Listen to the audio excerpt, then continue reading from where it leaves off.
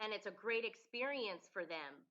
Yeah. Like you, Adrian, you want to do that? I would love to have a home birth. I mean, that would be the goal, but things happen. I just hope that everything don't know yet. So I would encourage someone who may have health issues or they've been told that this is not something that's recommended for them, but because they want the father there, they're going to go ahead and take this risk. There are risks to having a home birth because God forbid if you end up in a situation where the baby's umbilical cord is wrapped around their neck. There's so many different things that cause C-sections, and that becomes a lot more difficult when you're at home. You know what? This is the thing. I think we've been talking about this for a while, how we are going to have to change our mindset as a country because there are things that's just different. Life will never be the same. I don't care how much we try to get back to normal. And our healthcare workers are putting their lives at risk every day. I understand that you want to be there for your baby, and that in the past used to be that way. But you got to remember, yeah, that healthcare worker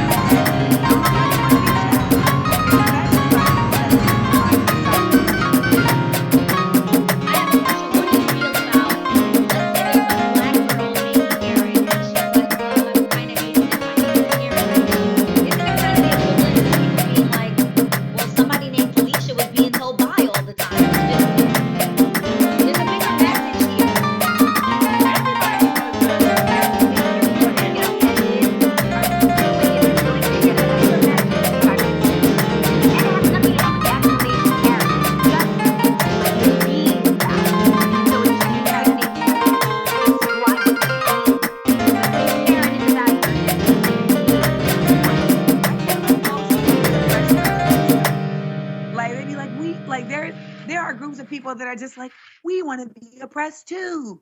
Let me tell you something that's offensive or what's not, since we're talking about this. Yahoo News reported a story about a single mother who took her 5-year-old daughter shopping with her, and fearing being judged and criticized by other people, she actually put a sign on the baby's back. And the sign basically said, please don't judge her. She can't leave her daughter at home.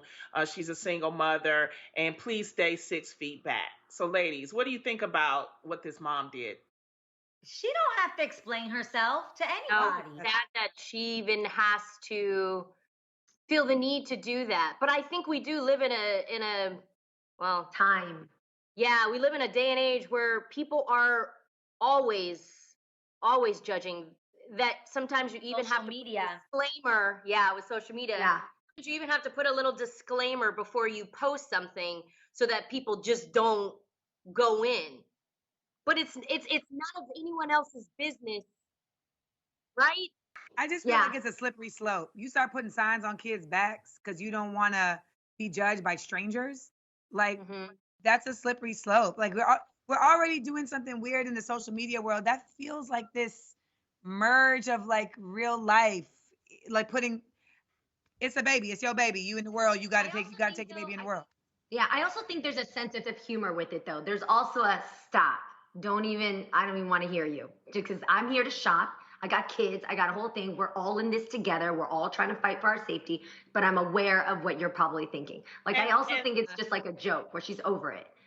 Well, and she did have a mask on the little girl. Now, I went walking the other day and I saw a lady and she had on a mask and she had 2 children with her, but the babies didn't have on a mask.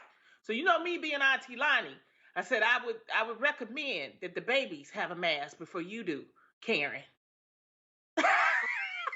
Well, you know, they always say put your mask on first before the babies. They do. Oxygen. Yep. Exactly. You know, I mean, so according to Dr. Oz. How did she respond, Lonnie? How did she respond to that? Yeah, that was my question. She was saying, you know, she said that she was so busy that she didn't even think about wrapping up their faces. And I was like, for real? She thought about hers? Yeah, but she put hers on. But see, this is okay. So then it leads to the story of, this is probably the reason why the lady put that on the baby's back. I mean, yes, to avoid somebody talking about her. Exactly. You know what I mean? It's over. But like we keep saying, y'all, these are different times. People are scared. People are concerned. And anything that happens to you affects me. We got to remember that. Anything that happens to you affects me, affects my mom. Like, that's a different, we talk about here how offended we get when somebody talks about our family or our loved one. Guys, this is the offenses, the COVID-19. Anybody who brings it around our biz is affecting us and our family and our kin. Absolutely. So of course it's reason to get offended. Well, if you just go out, just make sure you make sure you protect your baby too. You don't walk around with your mask. Make a little baby mask, all right?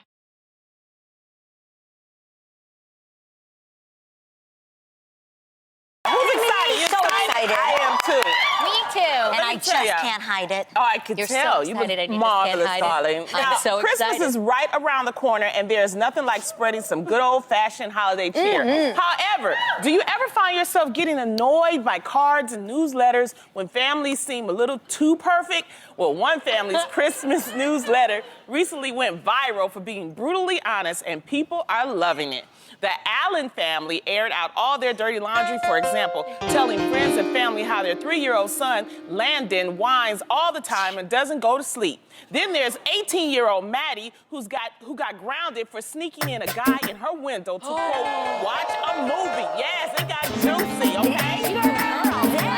This is a family Christmas card. This love and hip-hop. No, it's the newsletter. You can scroll it down. And then there's the father of the family, Tom, who took money from his retirement account to buy a fishing boat. As he should. He told it all. Now, do you find this type of holiday honesty refreshing, or is it a little too much? No. Too much. Is it different? I think I've been family before. Yeah. Why is it considered bad, though, if you just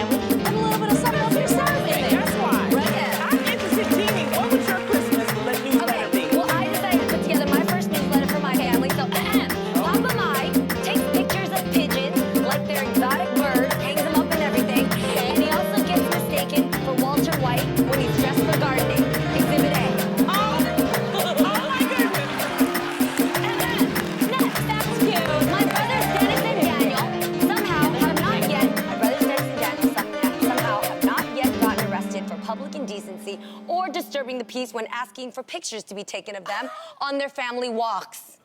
Okay? Oh, yeah. That was just yesterday, guys. Yesterday in Beechwood. Daniel? Yes. And Oh my Mama Mai spends her Fridays shopping at TJ Maxx and Ross, only to hide her items in the children's section to decide if she'll still want them a week later. Also, the woman, she makes ponchos out of garbage bags when she's frying food for dinner. See, but I think yours. You know what? Because she don't want to get the grease on her. That is And genius. that is my family. Welcome to MAI family. And I love that. I love my family. I love it.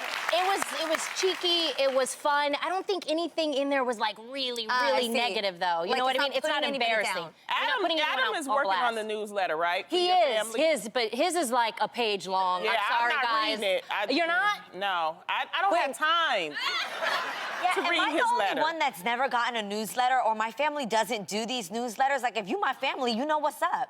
But it's for other That's people. What am I updating you about? It's for other people. And in the details. It's, Yeah. it's The for other like people. your third cousin or something Right. like that, Yeah, that maybe or you didn't, friends you know. that you haven't seen in a really long time. I've been told that people really look forward to our Christmas cards, and that's the reason why I make it out of like a big event. And yes, we aren't perfect, but I like it to look perfect just for one freaking day of the year. Yes, okay, but I'm genuinely curious about this. Why does it make people feel better to see that other people aren't perfect? I don't think that's a bit of a I think flaw? it's really a joke. I mean, Yeah, it's it's like not making them our feel newsletter. better. Like if I wrote a newsletter for the real, right? Oh Jesus!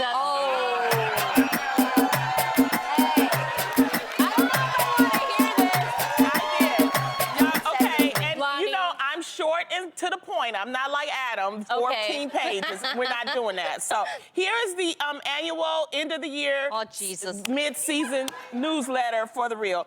Jeannie is still talking. I'm sorry, Jeannie. Don't laugh for that. Don't laugh. Okay. Adrian is still talking. She is. Tamara is still gushing over her love for Adam. Not laughing And anymore. Lonnie, Stop. I'm still getting lit, okay? I love it. See? If your kids, well, if your kids aren't behaving, you might want to enlist the help of the Elf on the Shelf. Have you guys heard about this? Yeah. Okay, Elf on the Shelf began as a book back in 2005 and has taken over households around the world. And now how it works is that parents tell their kids that the elf is watching them at all times and will report back to Santa if they act bad. Yeah. However, the elf is supposed to change locations constantly, and parents are getting really annoyed, when they have to move the elf around all the time. Plus, some actually think that it's creepy to tell a child that they're constantly being watched by an elf. Hell yeah. So, I love ladies, that. do you think the elf on a shelf is a naughty or a nice way to get your kids to behave? Nice. I tried it. My kids are too smart. It didn't work. It didn't work for us. However, I have to say, Adam found a new thing, okay? What? Aiden was acting up. I mean, acting up. It actually happened yesterday. Yes. And then I was about to, discipline him. And then Adam was like, no, Tamara, I got this. I got this. So the phone started to ring. His phone. Guess what, y'all? It was Santa. There's an actual app called Message from Santa. You can type in the kid's name, you can type in the kid's age, and you can pick between different options of why Santa is calling. Well, he picked that Aiden wasn't behaving. So he got a call from Santa, and Santa, Lay it in. Santa went in. basically said, and it literally, the call starts with, ho, ho, ho. And then Aiden was like, oh my gosh, it really is him. And he was like, if I can remember, you are 5 years old. And then Aiden was like, oh my gosh, this really is Santa.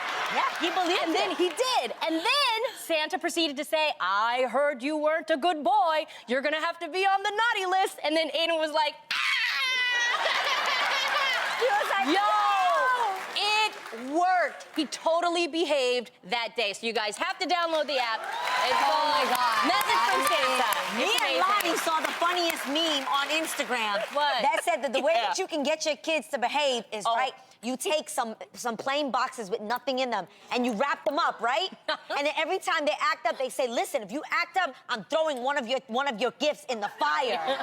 And you take it and you throw it in the fireplace and the kids will be like, no! See, I told you don't act up. You act up again, the next one is going in the fire.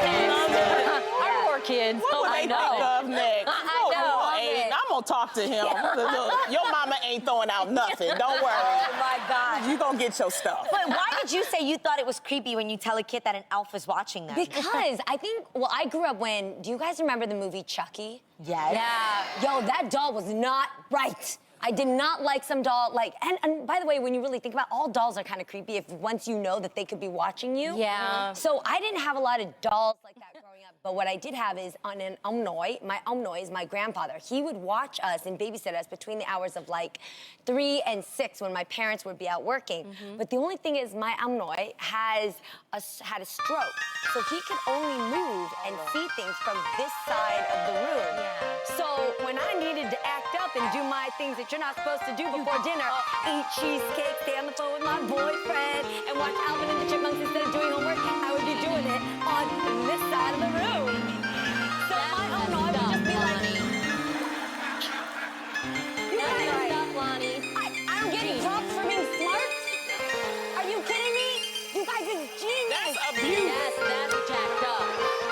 I turned out What's happening? You abusing the baby? You abusing the grandpa? What is mine? I gotta live. No, but you didn't feel any guilt when you did that? The man can't move. That's not my fault.